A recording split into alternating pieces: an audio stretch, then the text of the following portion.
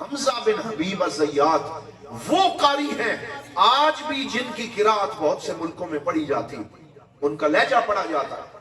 ان کے شاگرد حضرت سلیم فرماتے ہیں کہ ایک صبح میں اپنے استاد کے پاس پڑھنے گیا، فَوَجَدْتُهُ يُمَرِّغُ خَدَّيْهِ فِي التُّرَابِ، میں نے دیکھا کہ میرے استاد پہ عجیب کیفیت طاری ہے اور وہ اپنے رخسار مٹی میں رگڑ رہے ہیں۔ بھائی کوئی اپنے رخسار مٹی میں رگڑتا ہے؟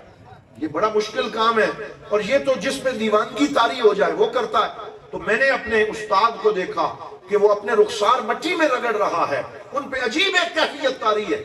تھوڑی دیر میں دیکھتا رہا، فلما افاقا، جب ان کو اس سے افاقہ ہوا، اس مدہوشی سے واپس آئے، تو میں نے کہا ما بکا، اے ہمارے استاد آپ کو کیا ہوا، آپ یہ اس حالت اور کیفیت میں کیوں ہیں؟ تو کافی دیر تو وہ روتے رہے۔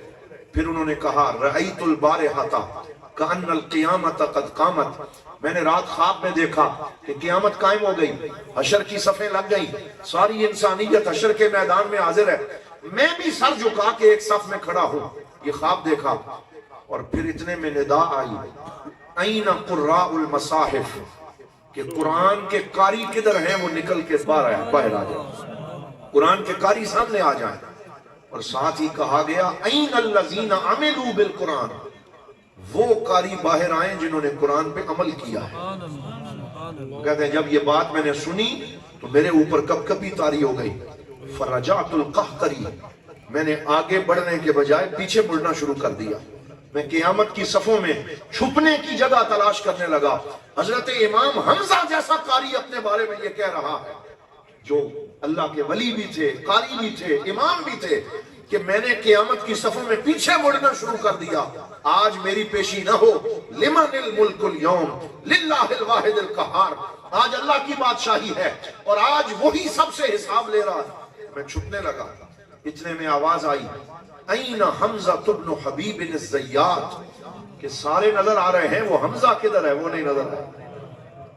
تو میں نے کہا لبیک یا داعی اللہ لبیک، اے میرے رب کی طرف سے پکارنے والے، میں حاضر ہوں۔ تو ایک فرشتے نے مجھے کہا آج یوں نہ کہو داعی اللہ، آج کہو لبیک اللہم لبیک، کہ آج تجھے کوئی اور نہیں بلا رہا، خود تیرا رب بلا رہا، آج اللہ تعالیٰ تمہیں بلا رہا ہے۔ تو کہتے ہیں میں باہر نکلا، اذن انا بالقاعۃ الکبیرہ، میں ایک بہت بڑے محل اور حال کے سامنے مجھے لایا گیا، تو مجھے کہا گیا اس میں داخل ہو جاؤ۔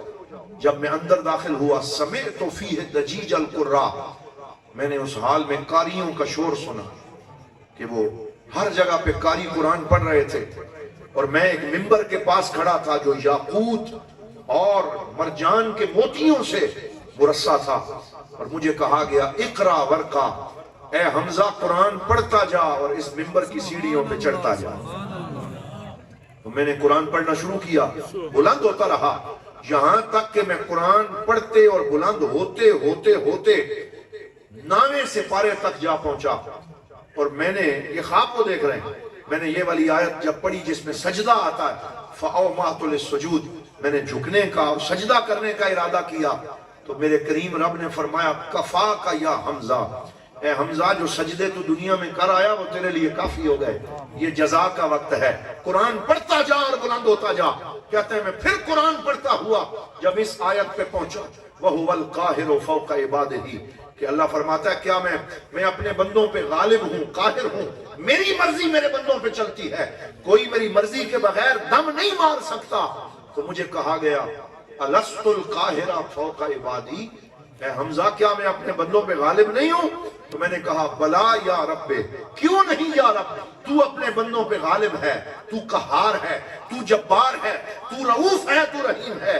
تو میرے رب نے مجھے فرمایا من اقرأک یا حمزہ، اے حمزہ تجھے یہ قرآن کس نے پڑھایا؟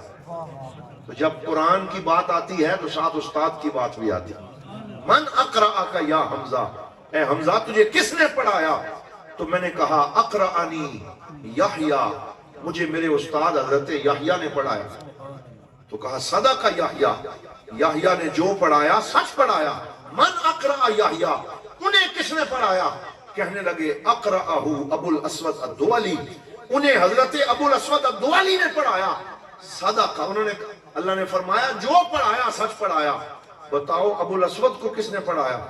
تو میں نے کہا اقرأہ ابن عم نبی کا علی ابن ابی طالب، کہ مجھے یحییٰ نے پڑھایا اور یحییٰ کو ابو الاسود نے پڑھایا اور ابو الاسود الدؤلی کو مولا علی شیر خدا نے پڑھایا.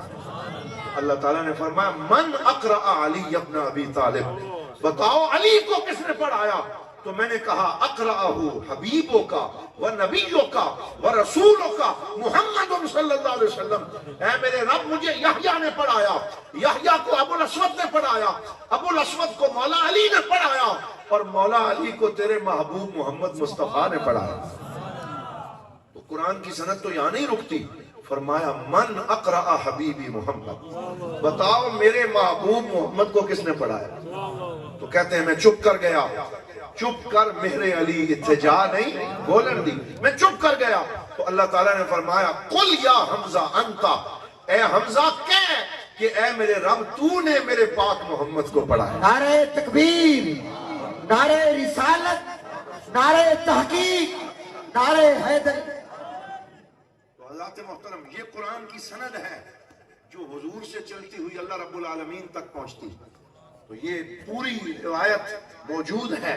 یہ ایک امام کی وہ کیفیت ہے جو قرآن کی خدمت میں انہیں نصیب ہوئی.